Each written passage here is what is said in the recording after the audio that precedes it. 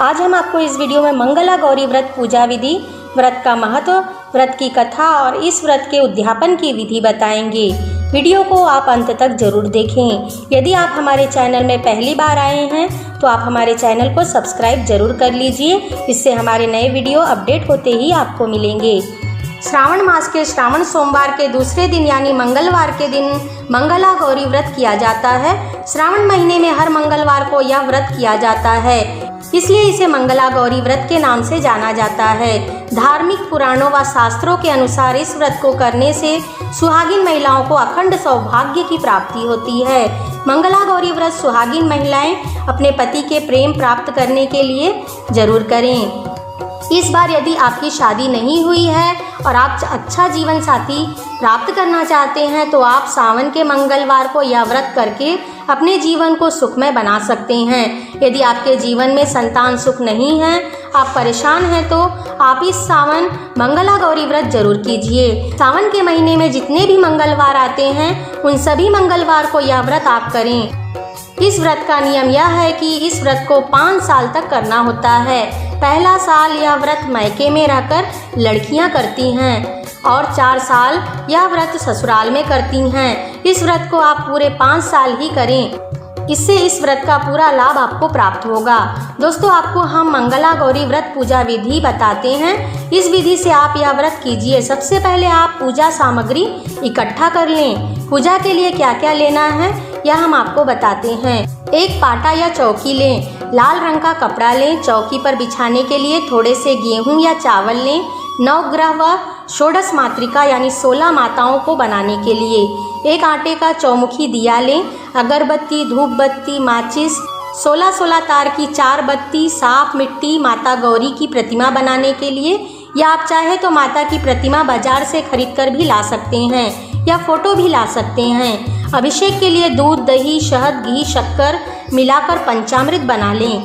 थोड़ा सा शुद्ध जल भी साथ में पूजा में रखें। माता के लिए लाल रंग का वस्त्र या कपड़ा रखें। पूजा में रोली, मौली, कुमकुम, चावल, अबीर, गुलाल, हल्दी, मेहंदी, काजल, सिंदूर रखें साथ में। 16 तरह के फूल लें, या फिर 16 तरह के फूल ना मिल सके तो आप 16 फूल भी ले सकते हैं। एक माला, 16 पीस मिठाई या फिर 16 लड्डू लें। 5 तरह के मेवे, 7 तरह के अनाज पूजा में रखें। 16 फल भी रखें। 16 पान, 16 सुपारी, 16 लौंग और सुहाग का पिटारा, सुहाग का सामान पूजा में रखें। 16 चूड़ियाँ सुहाग सामग्री में रखें। इस व्रत में 16 का बहुत महत्व होता है।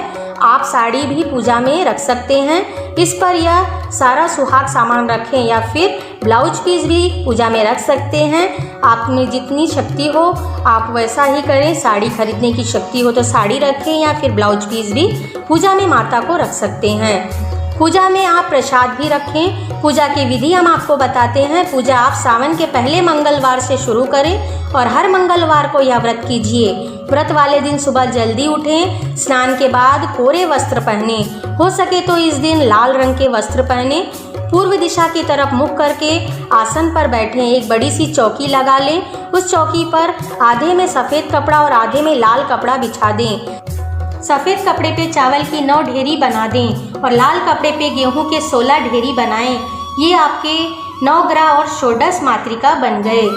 उसी चौकी पर थोड़ा सा चावल रखकर उस पर पान के पत्ते से सतिया बनाएं। उस पर गणेश जी की प्रतिमा रखें और गेहूं की ढेरी पर कलश बनाकर रखें। कलश में 5 पान के पत्ते रखें और उस पर नारियल रखें, और फिर चौकी पर चौमुखा दिया रखें। 16 तार की बत्ती लगाकर दिया रखें।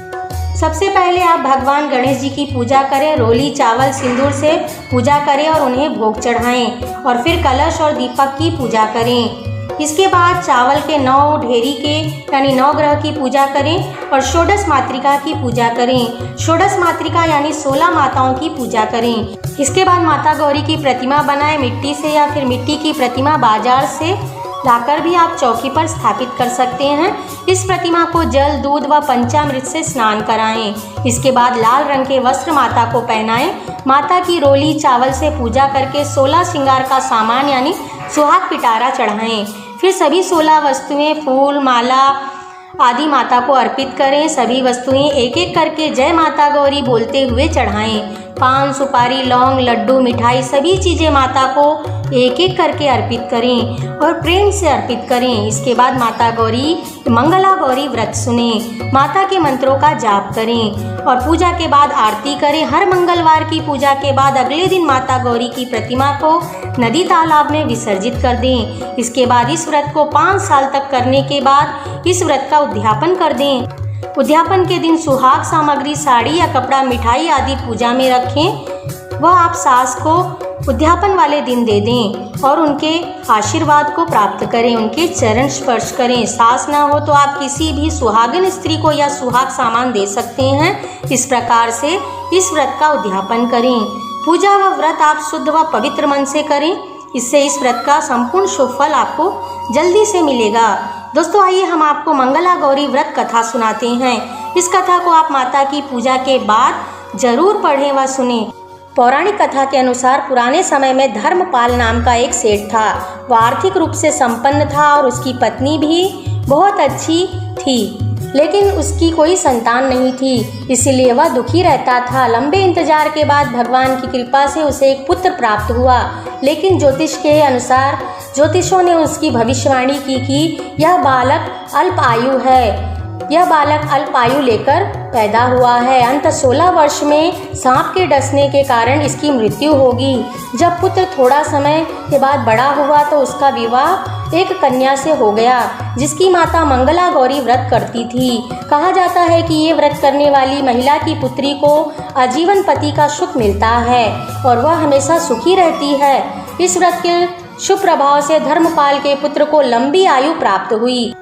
शास्त्रों के अनुसार यह मंगला गौरी व्रत नियमित रूप से करने से प्रत्येक मनुष्य के वैवाहिक सुख में बढ़ोतरी होकर पुत्र पौत्र की प्राप्ति होती है। अपना जीवन सुखपूर्वक वे गुजारते हैं। ऐसी इस व्रत की महिमा है। आपको हमारा ये वीडियो कैसा लगा हमें कमेंट में लिखकर बताइए। वीडियो अच्छा लगा हो तो इसे लाइक और शेयर कीजिए। हमसे जुड़े रहने के लिए हमारे चैनल को सब्सक्राइब करके रखिए। वीडियो देखने के लिए आप सभी का धन्यवाद।